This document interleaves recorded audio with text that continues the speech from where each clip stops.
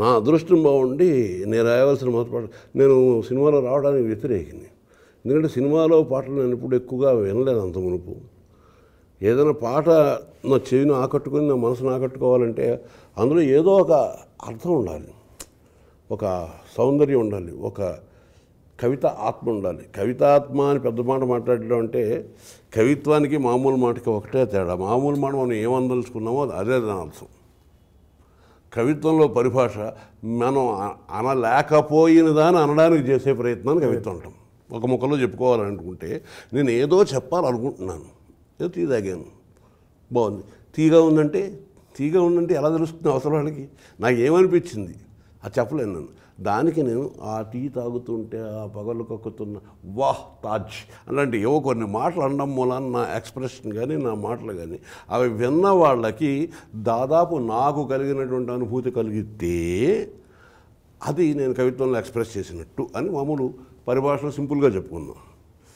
So అలా కవిత్వానికి అలవాటు పడ్డ నేను ఈ విచిత్రమైనటువంటి ఈ ప్రేమ గీతాలు అవి వాటి పట్ల పెద్ద ఆసక్తి లేదు. వినటానికి శ్రావ్యంగా ఉండేవి కానీ నాకు అనడానికి అందులో అంటే ఏమి గమ్మత్ ఏమో అనిపించేది కాదు. అంటే నేను సావన భాదం ఫిరిపి విరామన ప్యాస అంటే నా రెండు కళ్ళు శ్రావణ భాద్రపదాలు వర్షాకాలం ఒకటో వర్షాకాలంలాగా నిరంతరం నా కళ్ళు కురుస్తున్నాయి.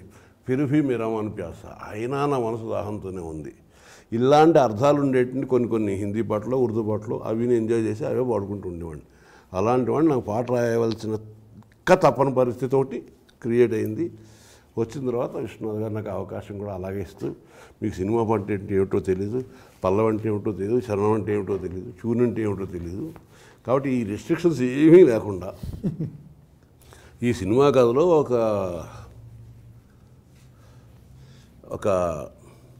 గుడ్డివాడు బిచ్చగాడు అయినటువంటి ఒక సహజ ప్రతిభాశాలి, జన్మతః ప్రతిభాశాలి వేణువు మీద సంగీతాన్ని ఏ విధంగా పలికిస్తాడు, శాస్త్రం ఉందా కళ ఉందా అనే ప్రశ్నలాగా. కళను శాస్త్రం అనుసరిస్తుంది కానీ శాస్త్రాన్ని కళ అనుసరించదు. సో అతను ఎంత ప్రతిభావంతుడంటే అతను ఏదైనా విని ఒక అనుభూతి కలిగే ఋతువు కానీ సీజన్ కానీ రీజన్ కానీ ఏదో ఒకటి రీజియన్ కానీ ఏదైనా వచ్చినప్పుడు అతను వాయించేది సరిగ్గా మన శాస్త్రంలో ఏదైతే చెప్పబడిందో ఆ రాగంలోనూ ఆ పద్ధతిలోనూ ఉండడం తటస్థిస్తుంది. అంత ప్రతిభావంతుడు అతను. అంటే అతను పొద్దున్న సూర్యోదయం అయ్యేటప్పుడు అతను వాయిస్తుంటే అది తప్పనిసరిగా భూపాలంలో వెళ్ళిపోతుంది ఆటోమేటిక్గా మనం చెప్పక్కర్ లేకుండా. ఏ సాయంకాలం 7 గంటలకు ఏదో రాగం వాయిస్తుంటే అది కన్ను లేకపోయినా ఆ శరీరానికి ఆ వాతావరణం దాని స్పర్శ గాలి వెన్నెల ఈ సోకటి ఇవన్నిటి ఆటోమేటిక్గా అది హిందోళం అయి ఉంటుంది. అంతటి ప్రతిభావంతుడైన వాడు ఏదో పాట వాయిస్తున్నాడు. కూర్చున్న వాళ్ళకి ఒక ఆనందంతో పాటు ఆశ్చర్యం కలిగింది. ఎంత గొప్పగా ఉంది ఇతను వాయిస్తున్నది, ఏ పాటకు వాయిస్తున్నాడు అన్నాడు అనుకుంటున్నారు వాళ్ళు. అతను డెఫినెట్గా అతని పాట అయ్యి ఉండక్కర్లేదు, అతనికి విద్యాగంధం లేదు, గుడ్డివాడు మామూలు బిచ్చగాడు కాబట్టి. కనుక అప్పుడు నేను అక్కడ క్యారెక్టర్ చేత అడిగిస్తాను ప్రేక్షకుల తనకి ప్రాతినిధ్యాన్ని, ఏం పాట ఇది అని. అతను ఏదో చెబుతాడు, అంత బాగుంది కాబట్టి సహజంగా దాన్ని అనుసరించుకుంటూ ఈ బాణిని బాగా వాయిస్తున్నాడు అని అనిపించేలాగా ఏదో రాయండి. మీరు ఏ భాష వాడినా పర్వాలేదు, ఎంత కఠినమైన భాష వాడినా పర్వాలేదు, ఎలాంటి భావాన్ని వాడినా పర్వాలేదు. ఈ సందర్భంలో అయితే సాధారణంగా ఏ త్యాగరాజ స్వామి కీర్తన ఏదో పెట్టేవచ్చు, కానీ రాయించాలని కోరిక పుట్టింది, అది మీ చేత రాయించాలని కోరిక పుట్టింది. అది సాక్షాత్తు పరమేశ్వరుడు ఇచ్చిన వరం, విశ్వనాథుడు తీసుకొచ్చిన వరం. సినిమా అంటే ఏమిటో తెలియదు, సినిమా పాట అంటే ఏమిటో తెలియదు, కొలతలు అంటే ఏమిటో తెలియదు, పల్లవి అంటే ఏమిటో తెలియదు, లెంగ్త్లు అంటే ఏమిటో తెలియదు, ట్యూన్ అంటే ఏంటో తెలియదు, ఏమీ తెలియని నాకు అవి ఏవి అక్కర్లేకుండా నువ్వేమనుకున్నావో అది రాయమనివ్వడం అనేది వరం కాకపోతే ఇంకేంటి. ఆయన క్లుప్తంగా కథ చెప్పినప్పుడు ఆ కథ మొత్తం నడుస్తున్నది సహజ సిద్ధంగా ప్రకృతిలో ఉన్నటువంటి నాదం, మనలో ఉన్నటువంటి అంతర్లీనంగా ప్రాణ చైతన్యంలో ఉన్న నాదం, సృష్టి అంతా నాదంలోంచి పుట్టింది అనేటువంటి వేదవచనం, ఇవన్నీ నా మనసులో కదిలి నాదం చుట్టూ ఒకప్పుడు నేను రాసుకున్న నాదోపాసన అనే దీర్ఘ కవిత తాలూకు సారాంశాన్ని దృష్టిలోకి తెచ్చుకొని విరించినే విరచించి నేను పాట రాయడం తటస్థించింది. ఆ తర్వాత ఆ పాట ఏదో కొత్తగా ఉందో గొప్పగా ఉందో అది వేరే విషయం, మొత్తానికి ఒక సెన్సేషన్ అయితే క్రియేట్ చేసింది. దాని తర్వాత అనేక మంది వచ్చి అచ్చంగా విరించినలాగా రాయండి నేను విరించినలాగా రాయాలనేటువంటి వ్రతం పట్టుకు రాయలేదు, నేను అలాగే రాయగలను కాబట్టి అలాగే రాశాను.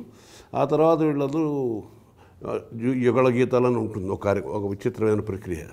దానికి మిగిలిన వాటికి కూడా ఆ లెవెల్లోనే రాయండి అంటే నేను ఆ లెవెల్లో ఏదో రాయడం మొదలెట్టిన తర్వాత వాళ్ళకి నమస్కారం పెట్టి వెళ్ళండి మహాశయాన్ని దండం పెట్టి పంపించేస్తుండేవారు. నేను బాగా రాశాను, వీళ్ళు నన్ను ఎందుకు పంపించేస్తున్నారు అని అనుకునే సందర్భాలు కూడా ఉన్నాయి. సినిమా జీవితం లాంటిది. జీవితం ప్రమాదాలకి 2 సార్లు అవకాశం ఇవ్వదు, యాక్సిడెంట్లకి 2 సార్లు అవకాశం ఇవ్వదు. ఒకసారి యాక్సిడెంట్ ఇచ్చి తప్పుకుంటే రెండోసారి జాగ్రత్త పడాలి, రెండోసారి యాక్సిడెంట్ ఇచ్చి అందులోంచి కూడా బయటపడడం కష్టం. సినిమా రంగం కూడా ఒకటే ఛాన్స్ ఇస్తుంది, 2 ఛాన్సులు ఇవ్వదు. నాకు ఆ ఒక ఛాన్సు విశ్వనాథ్ గారు ఇచ్చిన తర్వాత దాన్ని వినియోగించుకున్న తర్వాత రెండో ఛాన్స్ వచ్చినప్పటి నుంచి దాదాపు 10 ఛాన్సులు నాకు మిస్ అయినాయి. సినిమా రంగం 10 ఛాన్సులు ఇచ్చింది. ఎందుకంటే నేను అంత చాదస్తులతో పాట రాస్తూ ఉంటే ఈ పాట రాసిన కవిని మనం ఏమంటాం లేరు భక్తి గౌరవాలు రెండు ఇలా రాస్తున్నాడు ఏమిటి, వీళ్ళకి ఎక్కడో తుప్పల్లో దొల్లుతూ పాడుకునే పాటలు ఇట్లా రాస్తున్నాడు ఏమిటి. కాల కిరాత కరాళ కృపాణ కృపాణపు వేటు గురాలి ఓ మాలి అంటే ఇలా రాస్తుంటే వాళ్ళందరూ భయపడిపోయి నమస్కారం పెట్టి పంపించేస్తూ ఉండేవారు. నాకు తెలిసిన నా స్నేహితుడు అతను మేము ముందరే అనుకున్నాను లేను అక్కడ ఒకరోజు కూడా ఉండలేవని. ఈ లోపల అనుకోకుండా ఆ గ్యాపుల్లో నుంచే యోగి వేమన, జనరంజని, విశ్వామిత్ర లాంటి పౌరాణికాలు, చారిత్రకాలు, ఆ భాష అవసరమైన పాటలు రావడాలు, అవి నేను రాయటాలు, అలా అలా అలా అలా నేను ఎదుర్కోవడం జరిగింది. ఈ నేపథ్యం అంతా ఎందుకు చెప్తున్నానంటే పాటని నా అభిరుచి ప్రకారం లేదా నా అభిరుచి అన్నది నా పరిమితి కూడా. కేవలం అభిరుచి అదొక ఆదర్శం ఇలాగే ఉండాలి, ఇంకొకలా రాయకూడదు నియమం కాదు. ఇంకొకలా రాయగలగడం వస్తే 10 ఛాన్సులు పోగొట్టుకునేవాడిని కాదు. సినిమా పాటలు రాయటం కోసమే వెళ్ళిన వాడిని. ఇంకోలా రాయడం వస్తే అలా ఇంకోలా కూడా రాసి ఒప్పించి విప్పించేవాడినేమో. సో మొత్తానికి ఒక 7-8 సినిమాలు అయిన తర్వాత లేడీస్ టైలర్నో మరోటనో దొంగమొగడనో ఇలాంటివో సినిమాలు వచ్చి శివ అని ఇలా సినిమాలు వచ్చిన తర్వాత ఆ పాత్రలు మెల్లిగా నేను కొంచెం నేర్చుకున్నాను. అంటే ఉద్యోగం ఇచ్చి ఉద్యోగం నేర్పుతూ జీతాలు ఇవ్వడం ఎక్కడ ఉండదు, నాకు మాత్రం జరిగింది. సినిమా రంగం నాకు ఛాన్స్ ఇచ్చి నేను ఫెయిల్ అవుతున్న కొద్దీ కూడా మళ్ళీ కొన్ని చేర్చుకుని నన్ను అక్కడి నుంచి వెళ్ళిపోకుండా అట్టే పెట్టి మెల్లిగా ఇది ఇలా నేర్చుకో, పాట అంటే ఇది, సినిమా అంటే ఇలా ఉంటుంది, సినిమాలో డ్యూయెట్లు అని కొన్ని ఉంటాయి, కొన్ని విచిత్రమైన విషయాలు ఉంటాయి.